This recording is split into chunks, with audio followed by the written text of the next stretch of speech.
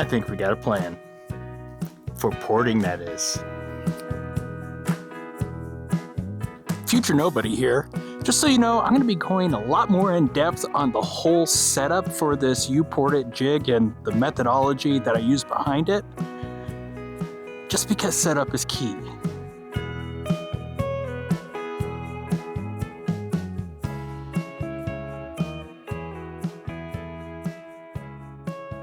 Hey guys, welcome back to the channel. My name is Nobody and I appreciate you being here. Now we are at the Untrained Unprofessional Workbench this morning because we are going to be porting the Remington 870. Now, I'm sure some of you are probably going, it's like, wait a minute, isn't this a defensive shotgun? Why are you porting it? And I have a lot of reasons why I'm going to be porting it. And, you know, because I can and because I want to and because I want to learn. Okay, so besides those stupid little reasons why I have, the other reason why is, well, okay, so there are going to be people who say that porting for recoil control is absolutely useless, and I'm not porting because of that. I mean, if it does happen, then hey, I'm going to take it. However, the reason why I'm porting is for muzzle control, and I want to get back on target as fast as possible. And that seems like there's a little bit more of a consensus on. But man, I hope it helps with slugs. Recoil and slugs, but also because I'm going to be running a very bright flashlight on it. It's going to be a bright white, and my house is whites and very light gray, so reflective light from my flashlight is probably going to be brighter than any type of muzzle blast, or not muzzle blast, port blast. So, but I also want to kind of test that out at the range at night and see what it is. And that's kind of the reason why in the last video you saw that I took some night shots, because that is going to be the before. We're going to be doing an after, of course. Now you might be wondering how I'm going to accomplish the porting. Well, I'm going to be using a jig, and this is specifically a jig that I got off of Brownells called U-Port It. Kind of self-explanatory. Now they have two different jig types. One is a type 1 and one is a type 2. Type 1 being the smallest holes and type 2 being larger holes. Now it's been quite some time since I actually bought the jig, so I can't tell you why I chose a type 1 to begin with, other than I thought that, you know, more holes, you know, might look better and sexier on the shotgun. You know, I think I might have been highly scientific that way, but the actual details I can't remember, so go figure. But the website, you know, and instructions do say that if you want more effective holes, go with the bigger diameter in the port 2 or the type 2 porting jig.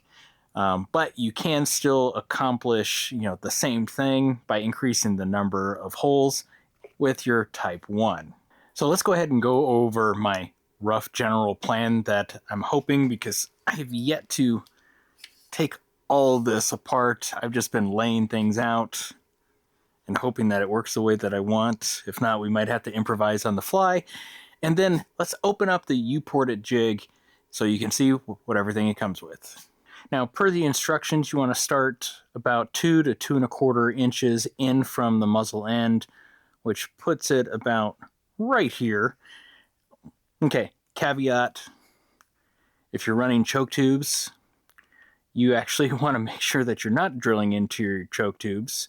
So if I had a choked shotgun, I'd be starting my holes about right here, which means this would be all I would have for porting surface based off of the layout of the other accessories that I wanted. So just an FYI, don't drill into your choke tubes. At least that's what they suggest.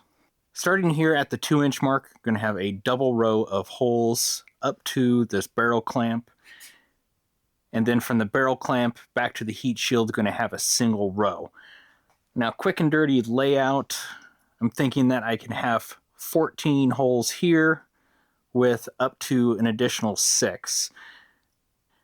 The only thing that might happen, or actually 2 that might happen, is depending on where these hole layouts happen here on the double row, is in reference to the barrel clamp right here. I might have to delete one hole And the same thing with up against the heat shield, because I want to give a little bit of space for the hole alignments. But I'm going to try to maximize the number of holes that I have here on the barrel.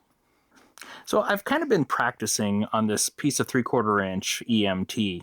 And also with that practicing, I kind of got my roughed out areas of what it would actually look like on the barrel with a double row, then a single row. This scratched part right here is just a roughed in area of where the top of the barrel clamp would go. And these partial holes, I wasn't going to drill all the way through it. I just wanted to kind of get an idea of what it looked like.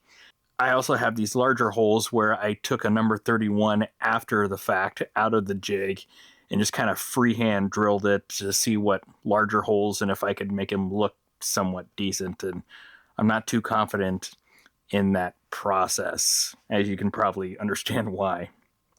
But I also wanted to figure out, okay, what is the best way going to be to deburr these exterior holes? And I kind of came up with a game plan, and that was involving a 98 thou reamer and also a 90-degree carbide cutter. Opening up the U-ported jig comes with a barrel clamp, which has these nice little pins, so it helps you line it up and just kind of keep it together. It was a nice little touch. Here is your actual drill jig.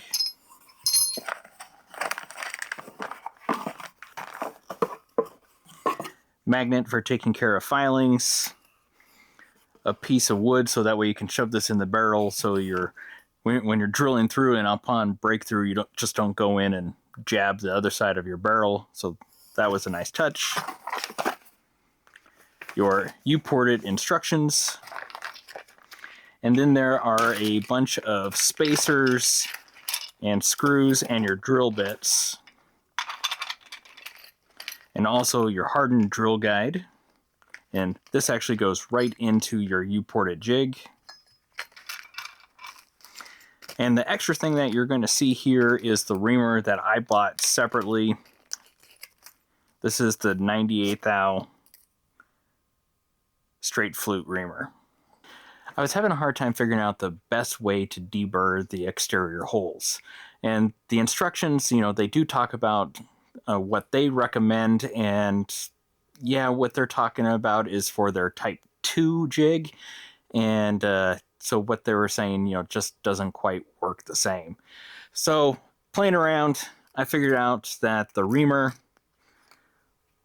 with a 90-degree carbide chamfer, basically gets me there. So it's a lot of, hand doing. It's like I don't have the benefit of the guide. But it just takes a little bit longer to do. At least that was the practice. In actual execution, that could be a different thing. Before I take this apart, I'm going to go ahead and take my pencil here and mark exactly where all the existing components are, because this will be my reference line that I can put tape on and know not where to drill into. You'd think that after a while I'd be good at talking. I'm not. So what I'm doing is doing a tape outline of where all my components are going to be that I don't want to drill. So I'll be able to see the tape through the jig.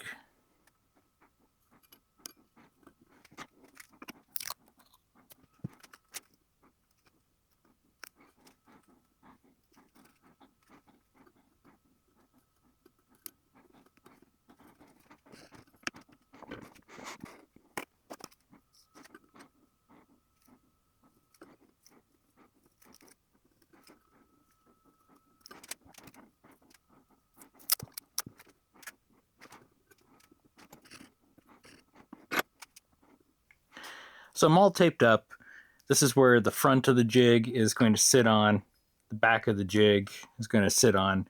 This also acts as where the heat shield is going to start, so it serves a dual purpose. Here is the top of my barrel clamp, and of course I have that represented on both sides. And this is just a, lack of a better word, just protector, you know, just in case anything scratches it or whatever. It has no purpose other than that. Now, I'm planning on using this jig in a way that is not represented in their instructions, because normally what they will have you do is do the jig on both sides like this and then drill in. And that leaves for the ports to aim more towards that way versus more towards up. And, you know, in the instructions, they said that the only limitation on using this jig is your imagination. And so if they tell me that I can't specifically do something, that means that I can. At least that's the rule that I'm going off of. So I am going to set it just like that for drilling my ports. And in this fashion, it does clear my barrel clamps, you know, just like I wanted. However, I think out of an abundance of caution, instead of trying to fit 20, which I'm pretty sure that I can, 2 holes are going to be really close to things. The back holes are going to be really, really close to where the barrel, or not the barrel clamp, the heat shield will be. And then one of these lower holes here are going to be right next to the barrel clamp. And yeah, I could get away with it, you know, but part of me wants this actually to like aesthetically look good as well. While I was stressing about this whole process, one of the things that I went around and did was check to see how consistent everything was.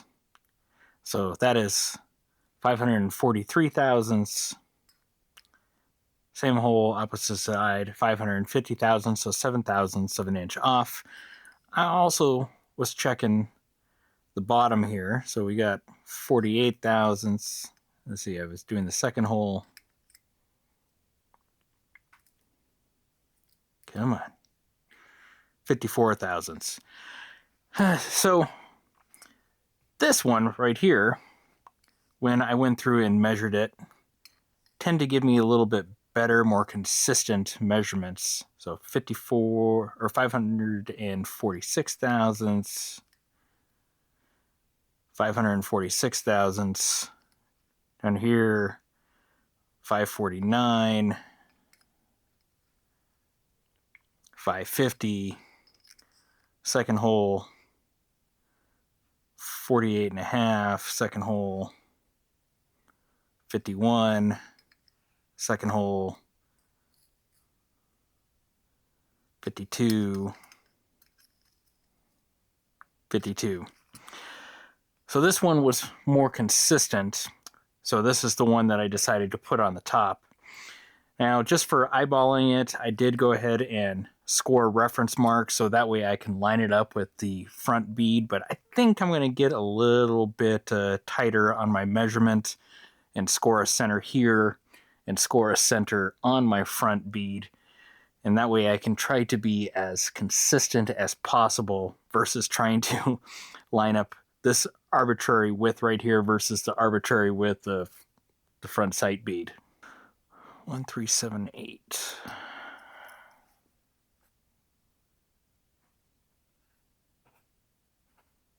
One, 387. I'm dyslexic. 387 divided by, so 693.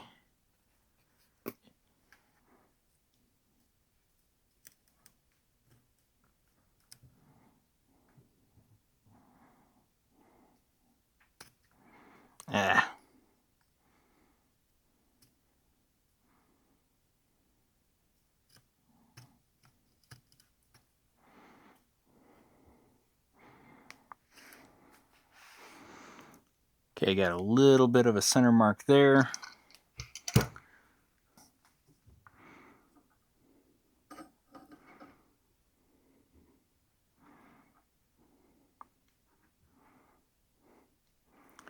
$3,195.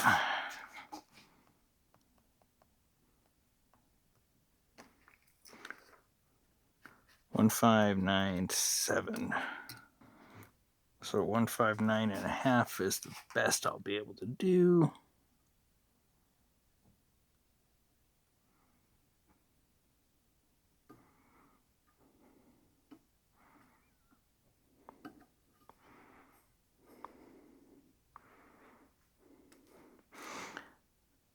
Okay, so I did a little score there into my blackening, and I'll just touch that up when I am all done.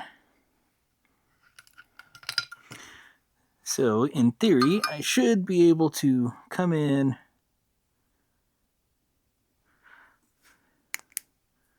and just about line it up perfect. I'm looking at my portholes to see what I can tell. It looks fairly consistent. My tape is slightly below my pencil line there and covering the pencil line there. This has been the part that I've been stressing the most because if there was no other components up here, I mean, it would be easy. There's no reference point to check the portholes against. But since I have some hard lines that will give distance indicators, that makes me nervous. So yeah, let's shut up and drill this thing. Well, I guess I got to clamp this too. All right, so here's the pattern all taped out. I have tape on the holes that I want to make sure that I don't drill into, so that way I have a visual cue of the yes and the no. And I'm ready to drill. And I'm having second thoughts about my placement of everything. I'm doing it. All right, hole number 1. I'll figure out if I need any cutting fluid here pretty quick.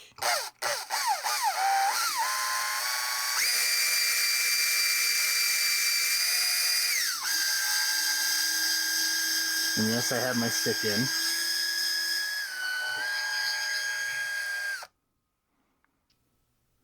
Supposedly you can get your bits out, or your chunks out, just by using the magnet.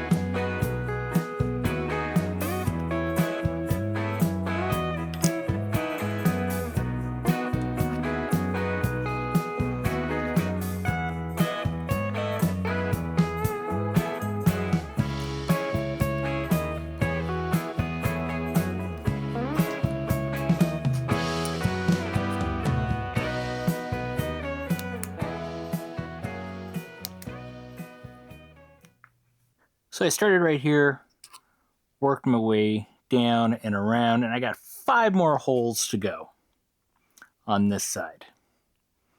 This is not a very quick process. It tests my patience. I need a Mountain Dew. Well, everything is drilled. Time to take this off and see.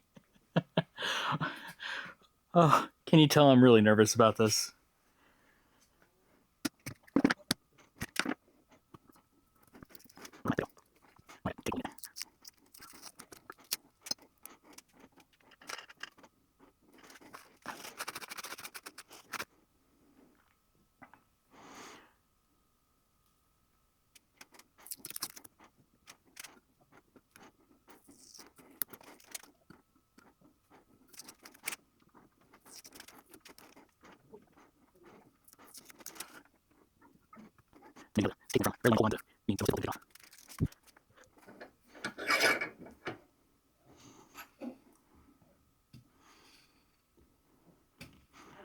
Well,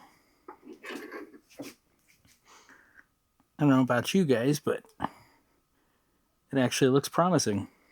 Let's clean this up. So now I'm just using this carbide 90 and just gently using the weight of the tool to kind of take off any raised edges.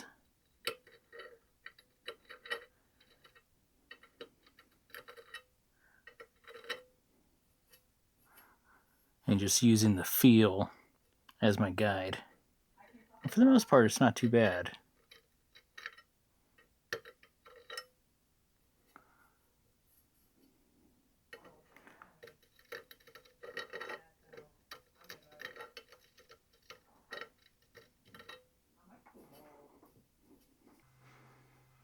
Okay, let's take a look at the holes here. I've already eyeballed down, so I know that there are burrs that need to come off.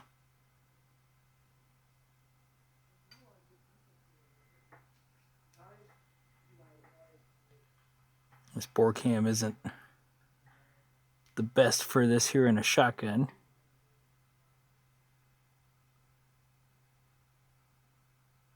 There's a good one. So what we're going to do is take a flex hone. I'm not that good. And run it through. We're going to do a kind of like a coarser version and then a finer version to deburr the inside. Now, the other thing that we're going to do is come all the way out here. All right, so this is the chamber end. As you can see, there's some rough machining, so we're going to go ahead and run a chamber flex hone. Kind of smooth it out just a little bit. Probably won't be able to get all of it out, but we're going to see what we can do. And here's the actual barrel. As you can see, it's better. Some streaks of lead. It'll benefit from the honing process. Starting with the coarse flex hone. I guess I need to lube it up too. Using flex hone honing oil. I did not get a little spigot thing for this, so I'm gonna have to pour it out in an interesting manner. Plus, I've also went ahead and put tape on the flex hone itself, on the shaft, so that way I can keep track of how close I am to everything. Shake off some extra stuff. All right, so I'm not going to do too many passes on this, just to knock down any high spots.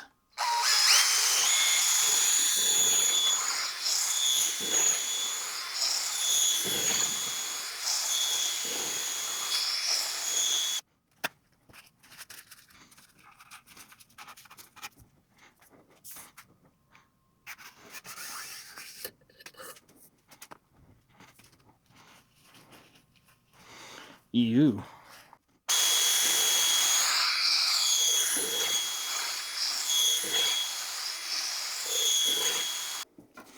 So the next thing is going to go ahead and use the chamber flex hone and kind of get a little bit better of a finish on there, just to help with extraction, just make it a little bit smoother.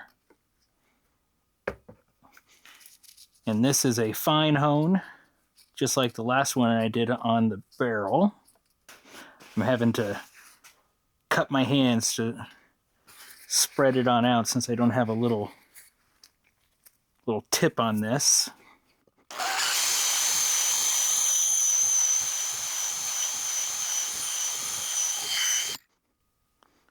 I'm trying to also run this on the inside right here because the case rim also pulls back on the inside, and making that nice and smooth will help with extraction as well if the case rim isn't catching on anything. So just eyeballing it right here, that looks better. We'll get the bore cam fired up. So this is this part right here.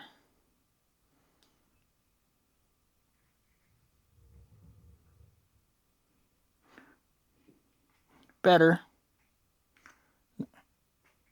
Here we are going into the chamber.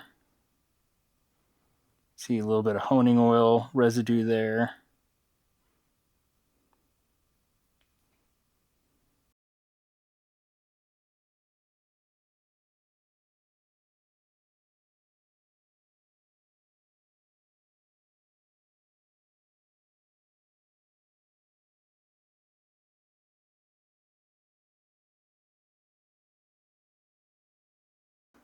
All right, so a lot better.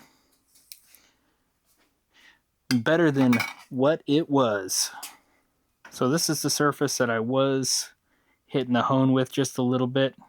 Apparently, I need to replace the battery in my flashlight. That is annoying, right? So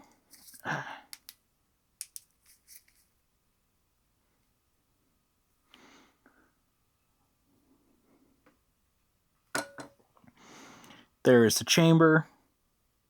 A heck of a lot better.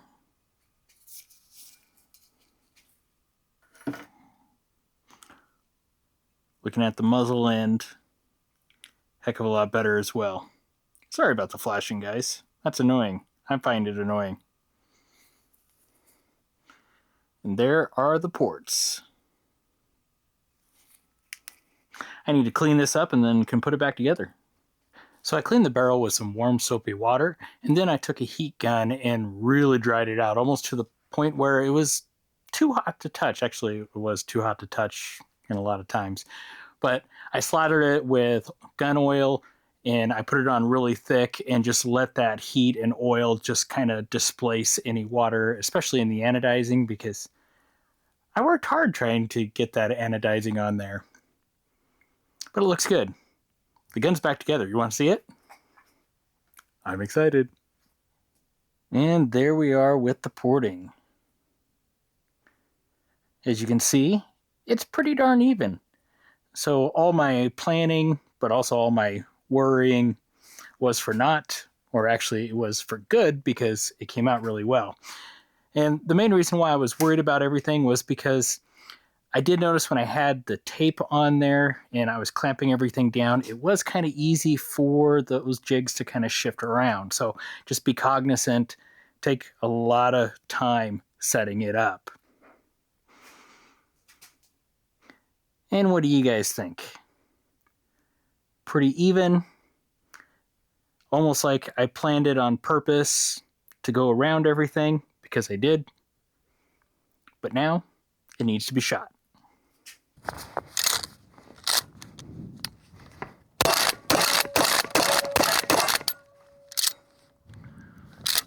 Woo! That was fast.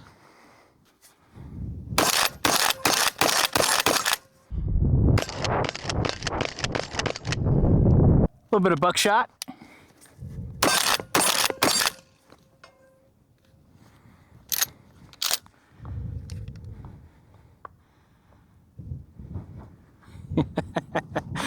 It pushes down a lot. A little bit of buckshot. 5 shots, a buck.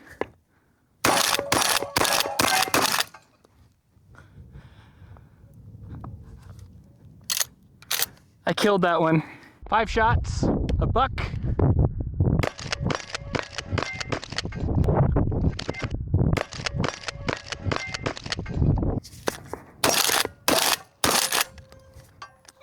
Oh,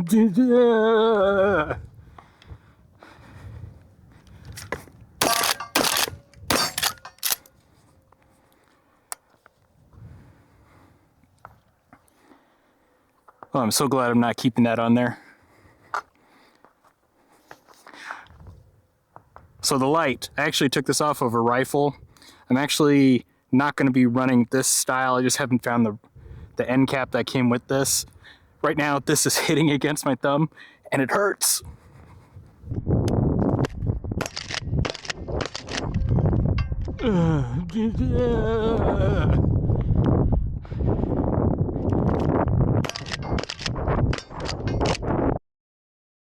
All right, so I think it's dark enough to do this.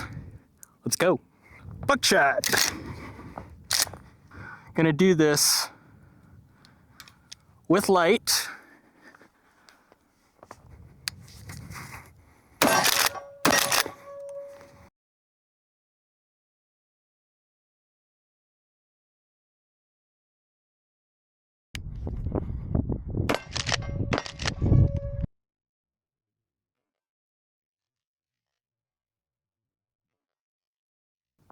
Now we're gonna do buckshot without light.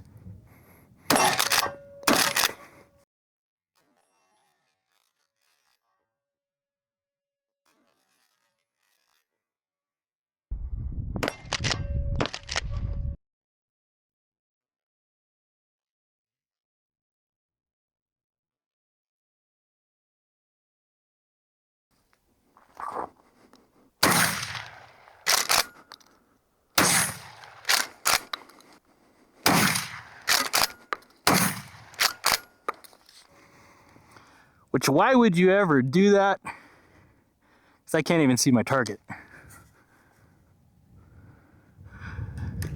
Hey, Mo! Hey, Mo! In the end, this has been a really fun project. And this 870 has gone through a lot, and I've learned a lot from it.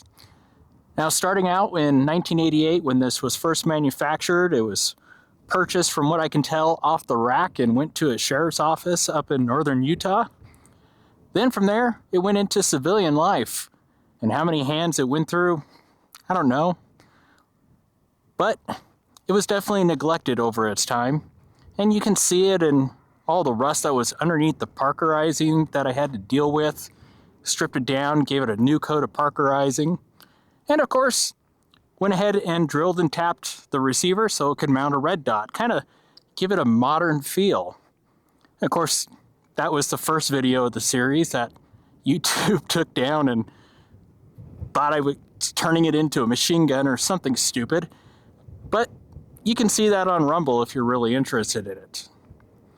The other things it's been through was that I actually fixed it, the feeding problem, to where I couldn't really run it that fast reliably, but now I can run it as fast as I possibly can and still have it run reliably. Then give it a little bit of modernizing touches, with some furniture and a heat shield. And then finishing off with porting. This project turned out better than I thought. And I'm kind of sad that it's over. But I enjoyed it, so that makes it worth it. Hopefully you guys enjoyed it too. Thanks for watching.